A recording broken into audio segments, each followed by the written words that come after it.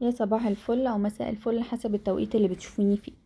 النهارده انا هعمل معاكم اكله سهله قوي وسريعه ومش تقليديه، وكمان مش بتاخد منك وقفه كتيره في المطبخ. في 10 دقايق هتكوني خلصتيها وعملت لهم حاجه مختلفه شويه. هنا انا عندي نص كيلو لحمه مفرومه، عليها بصلايه مفرومه ناعم، وكمان بيضه، ورشه من الملح ورشه من الفلفل الاسود. وهنزل عليهم كمان بتوم باودر وبهارات لحمة. انا استخدمت بهارات لحمة، انتي لو عايز تحطي بهارات كفتة حطي. هنا ده الفلفل الاسود. وبهارات اللحمة بقى اللي انا استخدمتها كانت بهارات باب الشام برضو.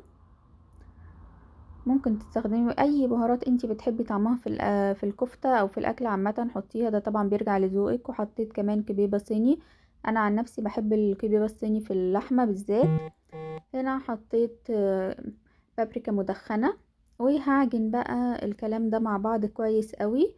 واهم حاجة بقى في الكفتة دي ان احنا نزود لها بقسماط علشان الكفتة تكون ماسكة نفسها كده، ما تفكش مننا. وكمان ما تكونش بتلزق في الايد، ده اهم حاجة. فهتفضلي تزوديها بقسماط لغاية لما تحسي ان هي بقت تمام معاكي. هنا انا كنت بوريكم ان الكفتة اتعجنت معايا كويس. هنا انا عملت في ايدي بس معلقة زيت، مسحتها بمعلقة زيت عشان ابدأ اصبع الكفتة. هنا انا هصبع الكفتة دي، هكورها، هعملها كور زي كفتة داوود باشا كده. بس انا هعمل فيها حاجتين، هكورها وهحشيها جبنة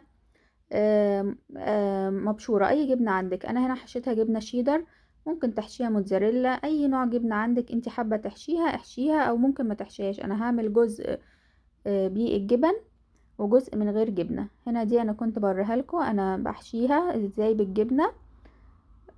بكورها وهبدأ وهضغط عليها كده بالراحة بحيث ان الجبنة تبقى جواها ثابتة ما تطلعش مننا واحنا بنحمرها. هنا التانية برضو هعملها معاكم. هنا بكورها الاول وبعدين هنبدأ نفرغها بقى من جوه. اوريكم، ايوه انا بفرغها كده. وهحشيها معلقة جبنة، ما تكتريش في الحشوة علشان ما تطلعش منك وانتي بتحمريها. ونقفل بقى عليها كويس قوي ونضغط عليها كويس ونرجع نكورها تاني عشان واحنا بنحمرها الجبنة ما تطلعش مننا او تفك مننا الكفتة. وعملت جزء من غير حشو، عملته سادة يعني من غير حشوة الجبنة. اكورها عادي. انا كملت الكمية بقى مع نفسي. وهنا خدت الطبق حطيته في التلاجة، سبته بس نص ساعة يرتاح. حلة بقى على النار فيها معلقة سمنة بلدي ونزلت بالكفتة بتاعتي. وضروري ان الحلة تكون سخنة قوي كويسة يعني علشان الكفتة ما تنزلش المية بتاعتها. انا هسيب الكفتة ما اقلبها خالص ولا هي جنبها لغاية لما تاخد لون من الجهة الاولانية، من الجهة اللي تحت، وبعدين هبدأ اقلبها. اول ما تاخد اللون هنبدأ بقى نقلبها. هي بدأت تاخد لون اهي وبدأت انا اقلبها. وتسيبيها برضو ما تقربلهاش لغاية لما تاخد لون من الجهة التانية. بعد ما الكفتة اخدت لون معايا انا اطلعها على طبق. هي كده لسه ما استوتش على فكرة، لسه محتاجة سوا كمان. يعني هي كده تقريبا 50%، مش مستوية قوي. مكان الكفتة هنزل ببصلة مفرومة ناعم، وهحمرها في مكان الصوص اللي نازل من الكفتة. وهنزل عليها بملح وفلفل و آه، ملح وفلفل وكمان فص توم مهروس. اول بس ما ريحة التوم تطلع معانا هرجع انزل عليها الكفتة تاني. هنزل بقى الكفتة اللي انا حمرتها تاني. شايفين الكفتة متماسكة معايا ما فكتش، اللي هي المحشية جبنة. هنا انا نزلت بشوية عصير طماطم، ده عصير طماطم مش صلصة. يعني مش صلصة معلبة اللي هي البيوريه، لا ده عصير. ونزلت عليه بمعلقة من السكر وكمان نص مكعب مرقة خضار.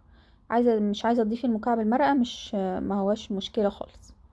ونص كوباية مية وسبتها تغلي على النار حوالي 10 دقايق. وانا كنت هنا عاملة مكرونة مسلوقة، سلقة مكرونة. في ليها بقى طريقتين، يا اما تحطي المكرونة في الحلة مع الكفتة وتقلبيها زي ما انا عملت كده، يا اما تسيبي المكرونة بيضة وتحطي عليها الكفتة بالصوص في التقديم. انا هنا حبيت اوريكم ان الكفتة ازاي مستوية حلو، وكمان الجبنة جواها دايبة ومش طالعة منها. وده كان فيديو النهاردة، لو عجبك الفيديو لايك وسبسكرايب للقناة.